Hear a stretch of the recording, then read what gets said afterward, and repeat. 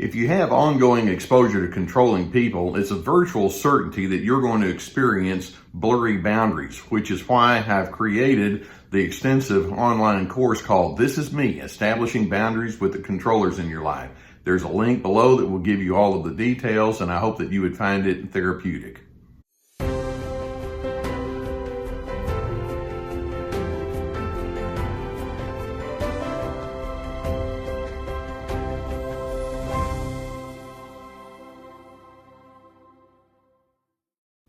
I want you to think about some key moments that you've had with a narcissist in your life where you've walked away thinking, I don't get anywhere good at all with this person when I try to discuss things of significance or importance to me. That person is just oblivious to who I am and my legitimacy and my decency. They're clueless in terms of knowing how to manage a life in a clean and fair kind of way. You ever thought that way? How many times, let me just run through some common phrases or sentences that you might state when you've been in the presence of that narcissist. How many times have you thought to yourself, I don't think that other person has ever said even once, good point. Or it might be that you think to yourself, every time I try to explain myself, that individual just starts talking over me, which is, by the way, their open aggression. Or it could be every time I start explaining myself to that person, they just go into a blank stare and they completely ignore me. And that's passive aggressive. How many times have you thought to yourself, stubbornness doesn't even begin to explain what I'm up against? You ever think that way? Or you might think to yourself, we can't even get down to the basic of saying, well, why don't we just agree to disagree? That person just simply can't go into that space with me. Or it may be that you'll think to yourself, well, in public, that person may seem to be congenial and friendly, but behind the scenes, that's something that we just do not experience. When you have something like that, that's an ongoing pattern between you and that narcissist, we can say that that illustrates how these individuals are anchored in oblivion. They're anchored in a clueless approach toward life. Now, when we say that somebody's oblivious, there's an interesting way for us to look at that. When you're oblivious, it's like you're not only not aware of how you come off toward other individuals, but you also just don't care. It's accompanied by apathy. Like, I don't care what you think. And the oblivion is just like, I'm not even going to go into the space at all of insight or certainly no empathy. Or when we say that a person is clueless, we can say that they have a lack of knowledge and awareness, but there's no capacity or willingness to learn. Oblivious and clueless. Now, whenever you're engaging with this person, there are all sorts of emotions and reactions that you can have in the aftermath. Many times you'll feel perplexed when you're with this person. Often you feel mystified.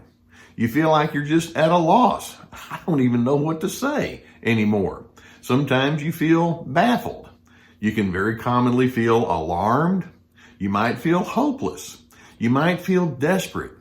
Sometimes people will describe themselves as feeling invisible, or it may be that you just feel like you're chronically dismissed by these people. Certainly, there are times when you feel like you're being ridiculed, that apathy is just like, you're such a nobody to me. Many times you feel grossly invalidated, or strongly you can feel like you are not known. And you ever feel that way? Clueless and oblivious, and you're the kind of person over here that says, well, I want to have a meeting of the minds, but it just doesn't happen. Now, I want to see if we can come up with 7 signs that indicates that you are with that clueless and oblivious kind of person. And as I go through this, see if these sound very familiar to you. First, when we say that a person is just oblivious toward you, we can say that once these individuals are emotionally triggered, they're not able to pull out of it. I have a phrase that I like to use that helps us monitor our emotions. I call it mind over emotion. Sometimes your emotions are strong, but your mind can say, hey, wait a minute, let's think this thing through. Let's monitor this. With oblivious narcissists, it's the opposite. Emotion over mind. It's like if I'm ticked off or if I'm annoyed or if I'm bored, then the feeling that I have right now overrides any kind of mental stretch or mental exercise that I might go through. They don't think things through. It's just like the emotion just carries them. A second indicator is these individuals are driven by egotism. And when I say egotism, it's like it's my way or not at all. They always have to be right. Now, just a little bit of logic, just a little bit, would say nobody's ever right all the time, but that oblivious, clueless narcissist, it's like, I am. And basically you can see that their need to be right so persistently, despite what the facts will tell us, says that they have such a deep hunger to be significant that they fear saying, I'm an incomplete person, or I'm a work in progress. That seems to be such an awful thing for them to admit, which is why they remain in their oblivion. Or a third indicator that you're dealing with an oblivious person, and that is, it's not that they don't have empathy. They have an exaggerated lack of empathy. Basically, there's in their mind, as I mentioned, they honestly think, I do not care. I do not care about your point of view. They have zero desire, zero willingness, zero thought that says there's benefit in knowing who you are. It's like, doesn't even register.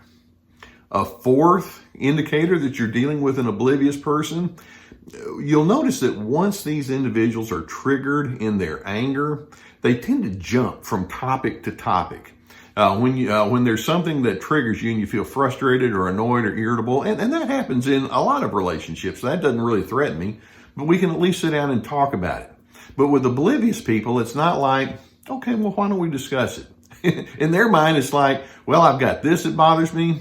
And while we're on the topic, I've got this over here that really bugs me. And you remember last year something happened? I'm still stewing over that one. And they just can't ever come to any kind of resolution. And that's why the topic to topic kind of thing happens, because what they're trying to do is somehow or another score points. So if they can come at you, not just with one discussion about a frustration, but they can remind you that there are many, many, many things about you that are not adequate, then somehow or another they win. They jump from topic to topic.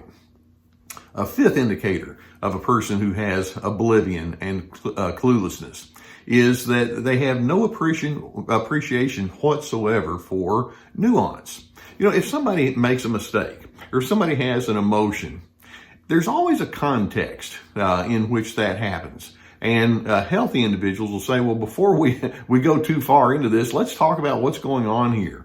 And how is it that you arrived at this conclusion, or what is it that you're really wanting to express?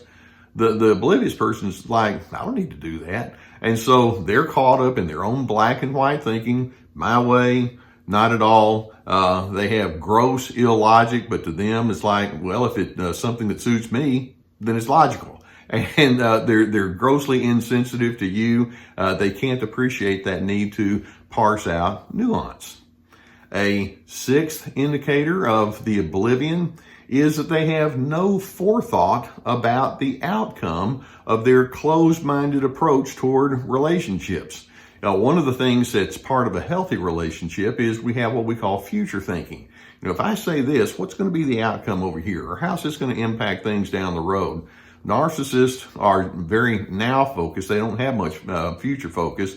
And it's like, all I know is now I feel this way. Now I don't like what you're doing enough. And so they don't have that broadened sense of reasoning. And then, of course, then this leads to a seventh indicator, and that is they're not teachable. These individuals are perpetually stuck in what I refer to as pre-adolescent thinking. There's not any kind of deeper thought about how values and principles and standards and certainly being connected with one another all fits in. It's like, I don't need you to teach me anything. I know everything I need to know. It's like, oh, you so don't. But they think they do. So how are we going to respond when something like this is a part of your relationship? And I'm just going to go ahead and tell you, as we think about this before we close, there are not very many good answers. These individuals, like I say, they're driven by apathy and they're driven by their egotism. What an odd combination that is. Just understand that when you're with these oblivious, clueless narcissists, you're with someone who you can only engage with on a functional level. That's it. In other words, pass the salt. Or are you going to take this down the hall to that person over there? Or, just what's the function, and that's as far as you can go. It's kind of sad because you'd like to have a heart connection, but it's like, no, they don't do that in the least. All they're thinking is, what are you going to do for me? That's the function. Also remember, when they come at you with their oblivion, and I mentioned all these emotions that you can have, it's not about you. They want to make you think it is about you. When they have this unapproachable, unteachable kind of thing, all they're doing is they're indicating they're stuck in their own dysfunction, and they try to make you think like you're the problem. It's like, no, healthy individuals grow, and these individuals don't. It's not about you. Don't even let them convince you otherwise.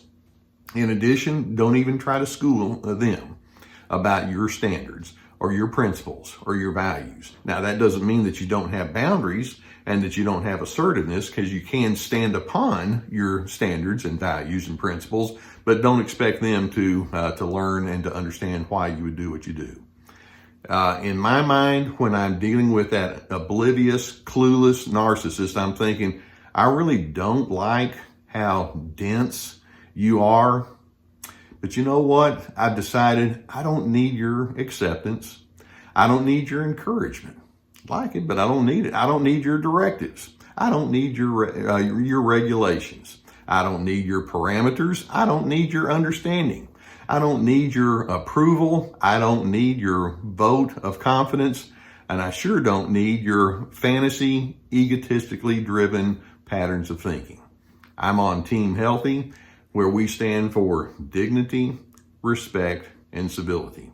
And to that clueless, oblivious narcissist, my thought is, and if that's a manner of thinking and being that you can't understand or appreciate, oh well, that's on you.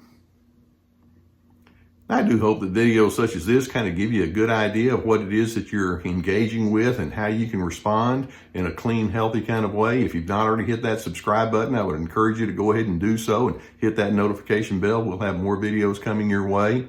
In addition, when you're dealing with this, many times you think, I could use some therapy to help get somebody to help me sift through all of this. If you have someone in your area, obviously I think that would be a good idea for you to pursue. Or if you would prefer otherwise, we have a sponsor with online counseling. And there's a whole team of licensed professional therapists that could assist you. And the link is there below. And I would certainly encourage you to take advantage of that as the need is there. In addition, I put together courses, video courses, and they're very extensive. This is me. It's about establishing boundaries, free to be. It's about finding yourself. Multiple videos, and then teaching documents that go along with it. Lots of questions that makes you think things through, and we've received very good feedback on that. Also, we have my books and other resources below.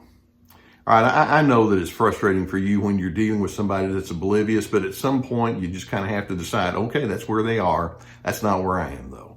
And I'm hoping that you can live a life where indeed you do stand for your standards and your principles and your values. And I'm hoping that that includes you being committed to being a person of decency and a person who wishes to be a giver of peace.